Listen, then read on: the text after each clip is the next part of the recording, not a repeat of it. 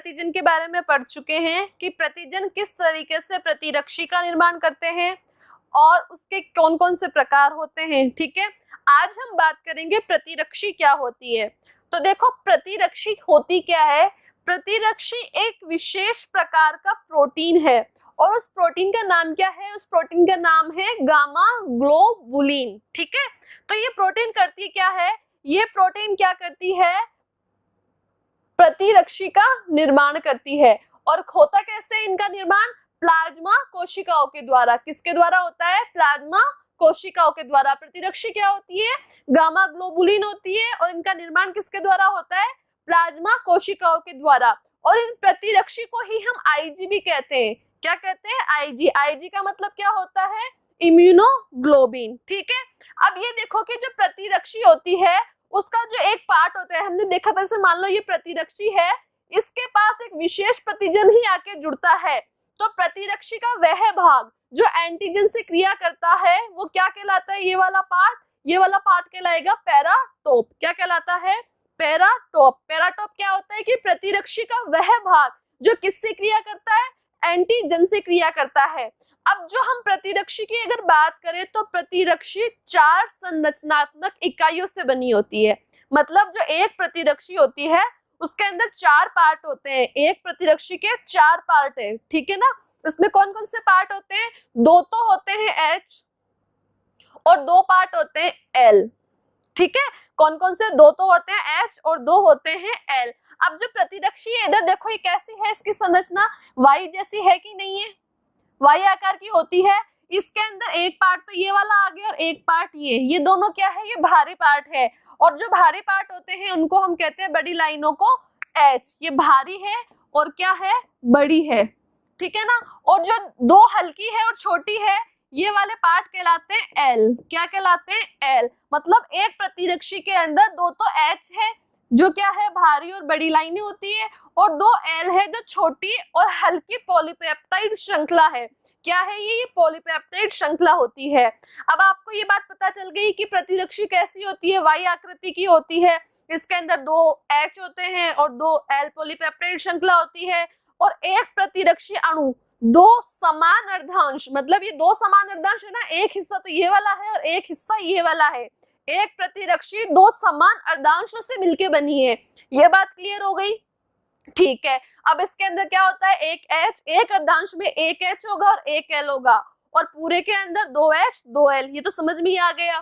ठीक है, अब जो भारी श्रृंखला होती है उसके अंदर देखो कितने अमीनो अम्ल होते हैं। जो भारी श्रृंखला होती है उसके अंदर होते हैं 440 अमीनो अम्ल, और जो हल्की श्रृंखला होती है उसके अंदर कितने अमीनो अम्ल होते हैं, 220 अमीनो अम्ल होते हैं।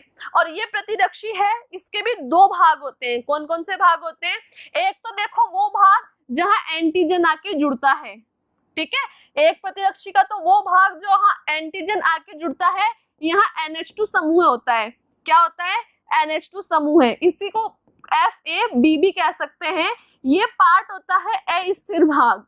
क्या है ये, अस्थिर भाग। और एक पार्ट होता है ये वाला, जहां पे क्या होता है, जहां पे COOH समूह होता है। इसको कहते हैं हम स्थिर भाग। क्या कहते हैं, स्थिर भाग, या आप इसको कह सकते हो FC। मतलब एक जो प्रतिरक्षी है उसके 2 भाग हो गए, एक तो अस्थिर भाग और एक है स्थिर भाग। अस्थिर भाग में NH2 होता है, स्थिर भाग में COOH होता है। जो जहां NH2 होता है उसको क्या कहते हैं, FAB, और जो स्थिर भाग है उसको क्या कहते हैं, FC कहते हैं। ये हो गया आपका प्रतिरक्षी कंप्लीट। ठीक है, अब हम बात करेंगे आगे ब्लड प्रतिरक्षियों के प्रकार की। ठीक है, अब प्रतिरक्षी है वो सिर्फ 5 प्रकार की होती है। कितने प्रकार की, 5 प्रकार की। आपको सिर्फ नाम याद करने। पहला नाम है IgG। IG का मतलब बताओ क्या है, मैं नहीं बताऊंगी, आपको बताना है। दूसरी प्रतिरक्षी है IgM, तीसरी है IgA, फोर्थ है IgE और फिफ्थ है IgD। IgG को हम क्या कहते हैं, गामा। ठीक है, IgM को म्यू, IgA को अल्फा, IgE को एप्सिलॉन और IgD को क्या कहते हैं हम, डेल्टा। तो कितने प्रकार की है प्रतिरक्षी, 5 प्रकार की है। कौन कौन सी है आप देख के बता सकते हैं, IgG, IgM, IgA, IgE और लास्ट क्या है IgD। Very good. अब देखो हम बात करते हैं कि प्रतिरक्षी के कुछ विशेष गुण भी है, या प्रतिरक्षियों के बारे में कुछ ऐसा तथ्य है वो भी हमें जानने आवश्यक है। तो सबसे पहली बात करते हैं कि IgG जो प्रतिरक्षी होती है, IgG ये एकमात्र इन पांचों में से सिर्फ एक यही ऐसी प्रतिरक्षी है जो मां से भ्रूण को मिलती है, और किसके द्वारा? प्लेसेंटा के द्वारा। प्लेसेंटा पता है आपको? प्लेसेंटा का मतलब होता है कि जब भ्रूण मां के गर्भ में होता है तो इसी के द्वारा उसको सारा भोजन और पोषण मिलता है। प्लेसेंटा एक नाल होती है, ठीक है। तो एक सिर्फ IgG ही ऐसी एकमात्र प्रतिरक्षी है जो भ्रूण को मां के गर्भ में मिलती है, और किसके द्वारा मिलती है? प्लेसेंटा के द्वारा। दूसरी बात करते हैं हम कि एंटीजन से क्रिया होने पर सबसे पहले कौन सी प्रतिरक्षी बनेगी? जब प्रतिरक्षी एंटीजन से क्रिया करती है तो सबसे पहले कौन सी प्रतिरक्षी बनेगी? सबसे पहले बनती है IgM, और IgM बन गई। IgM बनने के बाद क्या बनेगी? IgG। ये बात क्लियर है? सबसे पहले तो बनेगी IgM, उसके बाद बनेगी IgG। और जो माँ का दूध होता है, माँ के दूध में केवल और केवल एक ही प्रतिरक्षी होती है। ABCD कहां से शुरू होती है? A से। तो माँ के दूध में भी कौन सी प्रतिरक्षी होती है? A। यहां तक क्लियर है? लास्ट पॉइंट है कि जो IgE है, ठीक है, हमारे शरीर के अंदर जब किसी प्रकार की एलर्जी हो जाती है तब कौन सी प्रतिरक्षी का निर्माण होता है? IgE का।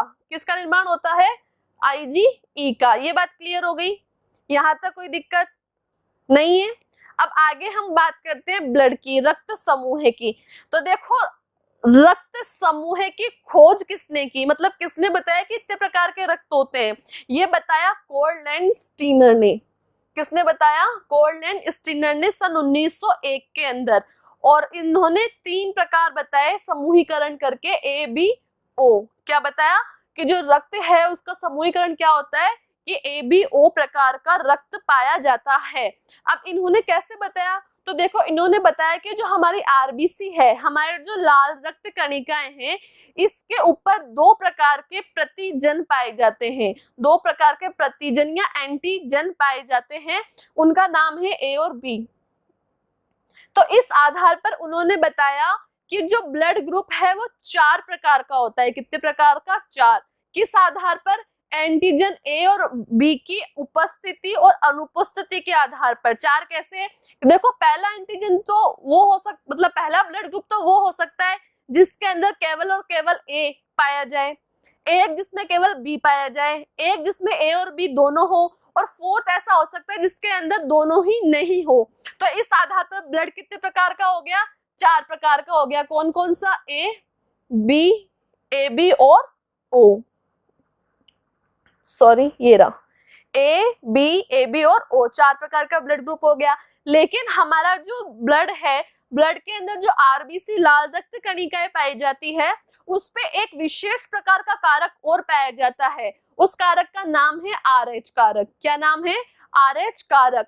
अब उसके ऊपर इन 4 प्रकार का जो ब्लड ग्रुप हमने पढ़ा, इन 4 प्रकार के ब्लड ग्रुप पे क्या होगा? या तो RH कारक होगा या RH कारक नहीं होगा, ठीक है ना। तो इसकी उपस्थिति और अनुपस्थिति के आधार पर 4 तो ऐसे ब्लड ग्रुप हो गए जिसपे RH कारक होता है, और 4 ऐसे ब्लड ग्रुप हो गए जिसपे RH कारक नहीं होता है। अब देखो हम इसको डिटेल में देखते हैं थोड़ा। सबसे पहले हम बात करते हैं A पॉजिटिव ब्लड ग्रुप की, जिसके अंदर क्या है? RH कारक है, ठीक है।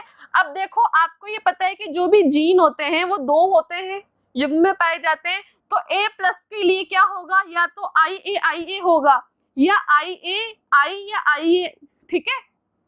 A माइनस के लिए क्या होगा? A माइनस के लिए होगा, या तो IA होगा या IA होगा, ठीक है।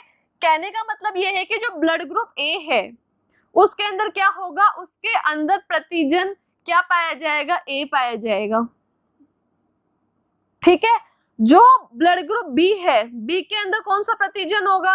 B के अंदर B पाया जाएगा, ठीक है। जो ब्लड ग्रुप AB है, AB के अंदर क्या होगा? प्रतिजन A और B दोनों पाए जाएंगे। ये बात क्लियर है? और जो ब्लड ग्रुप O है, उस ब्लड ग्रुप O में ना तो प्रतिजन A होगा ना ही प्रतिजन B होगा, दोनों ही क्या है?